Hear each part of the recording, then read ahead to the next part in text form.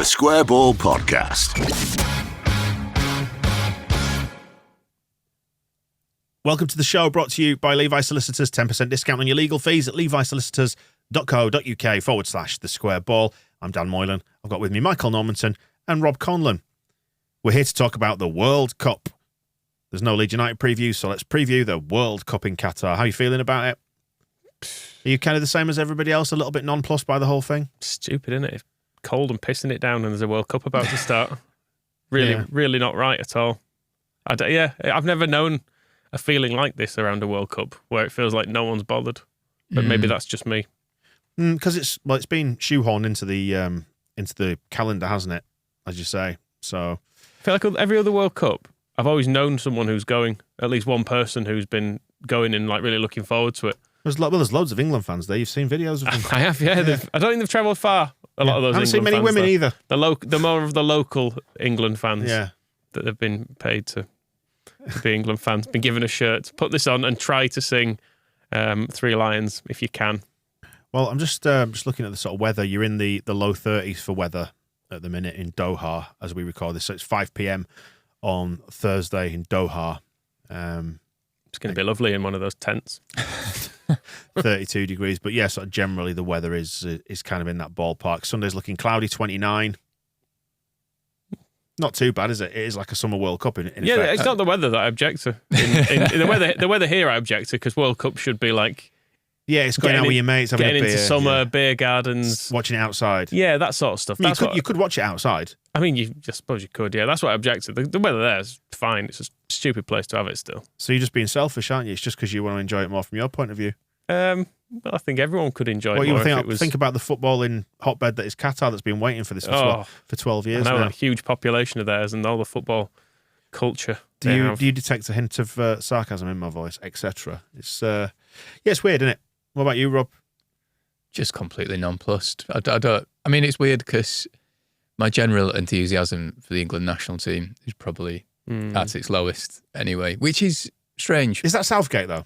No, not at all, actually. I almost feel a bit sorry for Southgate because everyone seems to hate him and he's actually been like the most successful England manager of my lifetime. But it's weird because when I was younger, I suppose you do get excited for major tournaments, and it's strange how I actually probably hated all the players when it was like Terry, Lampard, Ferdinand, Rooney, but I would still get excited for a tournament. Whereas now, actually, I think there's players in that England squad who come across like actually decent people. I think over the last two tournaments, they've conducted themselves really well, albeit there's just a lot of things about England as a country which I find quite minging these days. And the Euros in 2016.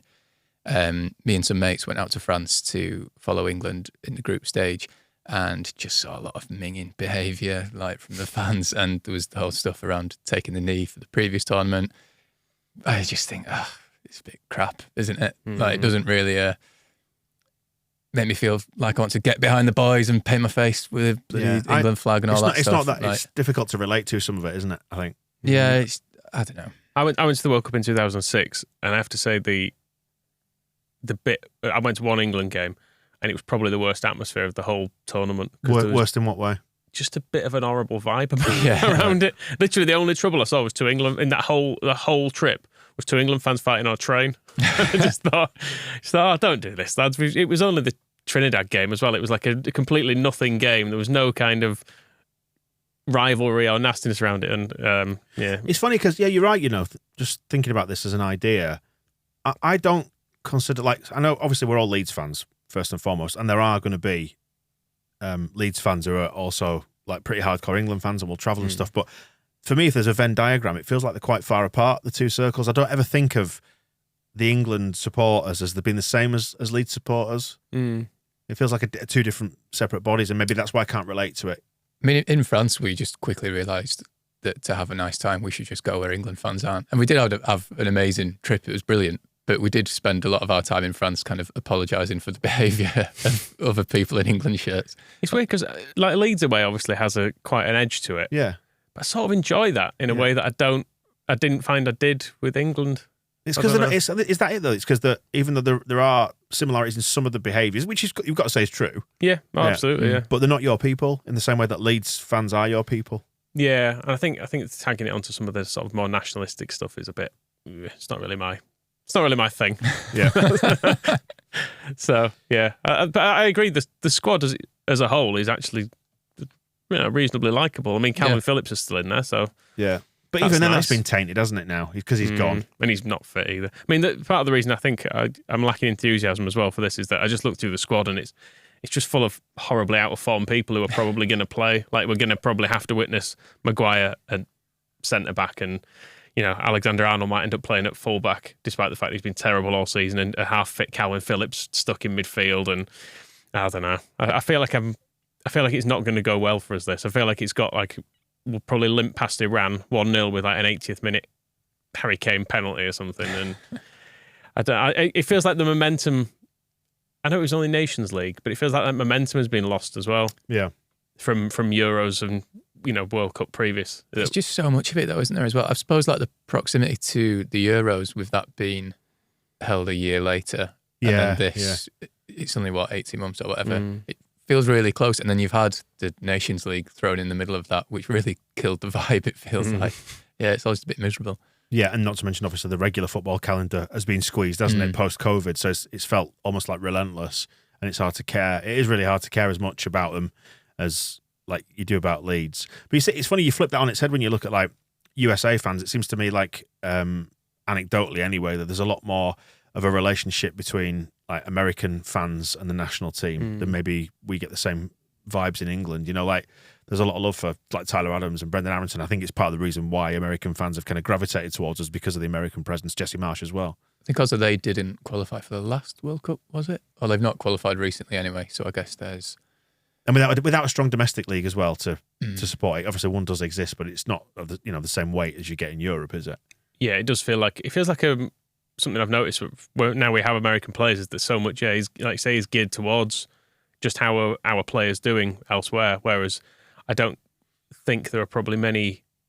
You were wishing injury on Harry Kane, for example, only a few days ago. If you're like, for example, like a Villa fan, I think I picked Villa because there's the fellow who does the Athletic podcast, the England ones. He's a Villa fan who doesn't look anything like he sounds. It's really weird. I can't remember the guy's name now, but when you see him, you're like, oh, I thought he was about 60, this fella, but he's actually quite young. But like, I don't think there'd be many like Villa fans, for example, they might follow England, but I don't think they would be spending the rest of the season going, Harry Kane's doing really well. I'm pleased for him to be doing well. Yeah, no, we were sat there thinking he's a cheating bastard trying to run the referee at the weekend, weren't we? Exactly. And I'll probably maintain that a little bit. And yet he's probably one of the best hopes that we have of enjoying something on a national level in the coming weeks and months. I've got a funny feeling about this, that because expectation has now dropped so much with England because of the poor performance in the Nations League relative to the success, if you want to call it that, of the Euros, that because this tournament is so sullied in terms of how it was awarded, the ridiculousness of where it is, it's just the sort of tournament England will do well in. They're going to go stink it out, but do it really well. I feel sorry if it seems like Wales, who have qualified as well, who don't qualify for every World Cup. And like this might be, you might have waited your whole life and be like, yes, I get to go to a World Cup. And then you're sleeping in a shipping container in the desert paying 12 quid for a pint of Budweiser. And you just think, fucking hell, this is dire. What have I done to deserve this? I just want to see my country playing a big tournament. But as with all these things, stuck with this. As with all these things, though, don't you find that often, and actually, I guess you can relate this back to not feeling comfortable in the England end as much. It's to do with the people that you're with, isn't it? Like an experience like that will be dictated by the company that you keep. Well, to an extent, but so if the Wales fans, they're might have a nice time together because they seem to travel pretty well and be a decent set. I'm sure they will. I'm sure they'll have a nicer time than a lot of people would. But at the same time, it just don't look very good, does it? Mm-hmm. And you get the feeling that Qatar may be regretting the whole thing. A bit of buyer's remorse. You like the fact that they've gone, yes, we've completely fairly won this event, but now everything around it, they seem kind of annoyed by. They're like, oh, everyone's complaining and it's not fair. It's like, well, did you not think any of this through? It's like they're buying a stupid wild animal or something and then being surprised when it arrives and fucking causes chaos. I bought a Jaguar. Yeah. You're like, oh, it's horrible. He just keeps like biting me and stuff. Keeps shredding everything up. It's like, well, yeah, this was obviously always going to happen, you idiots. Why didn't you let someone else have it? It does have a big fire festival vibe to it, hasn't it? Like when you see the accommodation as well, you think, oh my God, put a lot of football fans in that, it's not going to go well. Yeah. And we've got Dan James to like from a Wales point of view, though. Yeah. I mean, he's still ours. He's still. But you'll watch that, and if when it comes to taking ownership of things, like he'll be one of ours. Yeah, like we feel part ownership on Ben White, and we will Calvin to a greater extent as well. But then you'll little Dan James, little Dizzle Jizzle, you'll be behind him, won't you? Yeah, a bit. Of course you will. Who else have we got there? Rasmus as well. Oh, Tyler Roberts hasn't even made it for Wales, has he? No. Injured. Who do we get? So 3 in total. Then who have we got that's at the tournament? Dan James is ours technically. It's Aronson and Adams. Adams, and Rasmus, and that's it. Yeah. I mean, there was that has stripped out a bit of the fun, hasn't it? It was Victor Otter a few weeks back. I think it was in the wake of the defeat to Fulham. He was doing an interview at a summit in Argentina, albeit over Twitch, and he was asked about the impact of the World Cup mid-season and what it's going to bring to Leeds or what the problems are, and he sort of made a joke about, well, it means our players can be revalued, and he name-checked Mateus Click, Rodrigo, and Diego Llorente, and I thought, that's very optimistic of you there, Victor, and it's not worked out very well. Yeah, our international number 9s are having a tournament off. Probably. They're still young up and coming. Tell me men. Tell me honestly though, aren't you in a way, given how precariously balanced this season is, a bit glad that a lot of people are not going? Yeah, as much as I'd like to see Adams and Aronson do well as well. Equally, a bit of me thinks if they just go out in the group stage and come home injury free, fine. Yeah, because if they go deep into the tournament and they're still playing games into the start of December, into the middle of December, I'd be thinking, oh, give him a break. Come on. Somebody's going to try and boot Aronson as well because he's tricky and wiry. I'd probably boot him if I played against him. It looks the easiest thing to do. Oh, dear me. So, don't know. Come on then, let's dig out. Rodrigo looks like he's having a nicer time anyway. He's gone to Euro Disney with his wife and kid, so he's got to think, that's more fun, isn't it? Well, he's going to feature in the heroes sections of Heroes and Villains in a bit. You would, wouldn't you? I see. Was it Phil said that Sean McGurk has flown out to Dubai because there's a lot of shuttle flights running from like Dubai to Qatar for this, so you'd be able to stay in Dubai, which I think is a little bit more chill than Doha seems to be at the minute. I thought he was waiting for a late call up just in case anyone got injured. I'm here.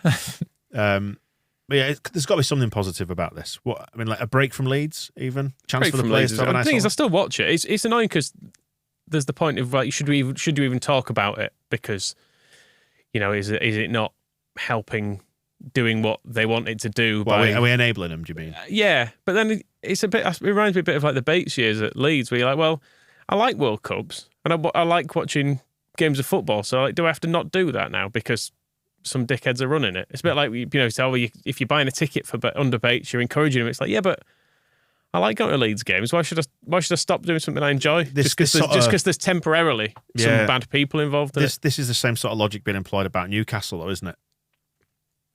Yeah, it's different though, I think, for Newcastle, because in Newcastle you get different layers of it because you get some of their fans now who will fully go out to defend anything the Saudis do. That's different than just watching some football that's in a bad place. I was going to say we'll watch it, but as this podcast shows, we will talk about how shit it is constantly.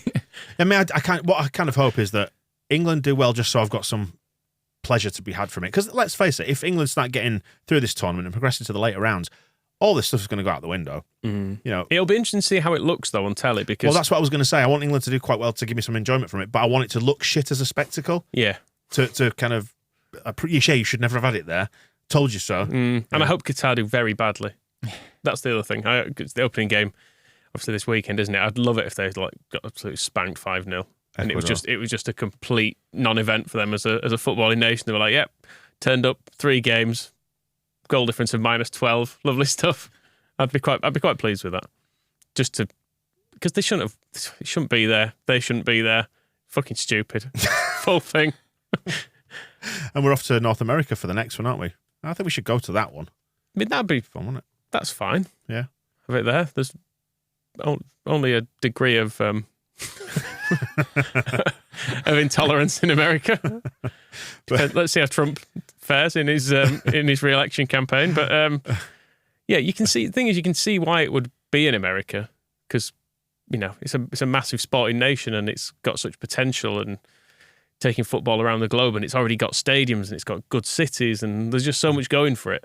as a place to take a World Cup, and then it's the sort of place where you could go and get in like a camper van or whatever, something like that, and just tour around. If you didn't go to games, just be near the whole experience. I was going to say there'd be actual accommodation to stay. Yeah, exactly. Some rooms to stay in rather than a prison camp. One thing I'm looking forward to actually is to see how the semi-automatic VAR works in this tournament. It should hopefully be an improvement on the. I think where you're going with semi-automatic. Then I was going to say again, going back to America, how they're dealing with the old protests. But no, the semi-automated VAR for offsides should be interesting to see how that functions. I hope that breaks as well. Yeah, but it's got to be better than the human drawing the lines bullshit that goes on now. Yeah, maybe so. So there's your positive. This is what football has come to. Better VAR. I hope the computer works. Better VAR. I hope VAR breaks completely during this World Cup. I hope there's some there probably will be some dreadful decisions in favour of Qatar, to be honest, as they try desperately to maintain some home interest in a tournament. There you go then. 3 men moaning. Hope you enjoyed it. Tune in next week. I'll just let you know the format actually. We're going to give the usual stuff a rest, aren't we? Like across the course of the tournament. Not the moaning, that won't be having. Oh, well, there'll be plenty of that. But no, we'll come up with some sort of World Cup-y flavoured shows just to keep tabs on how things are going, how players are getting on, and keep an eye on Leeds to see what's going on there. So do stick around for that for the next few weeks. And we've had some nice artwork drawn up, which if you remember USA 1994, it's a little nod in the direction of that. So look out for that in your feeds next week. On to Heroes and Villains next then, part 3 on the way. The Square Ball Podcast.